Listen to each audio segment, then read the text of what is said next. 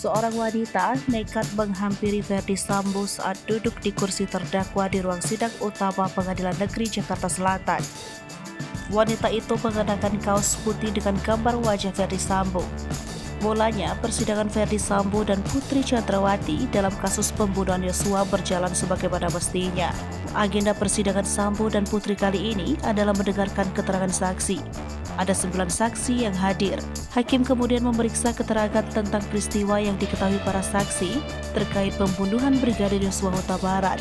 Di tengah perjalanan, hakim memutuskan menunda persidangan ini dan akan kembali dilanjutkan pukul 2 waktu Indonesia bagian Barat. Setelah hakim menutup sidang, kemudian tiba-tiba seorang wanita dari sisi kiri pintu masuk membawa tas jinjing biru. Wanita itu juga memakai kaos dengan gambar wajah Verdi Sambo. Wanita itu langsung berlari ke arah Sambo yang saat itu masih duduk.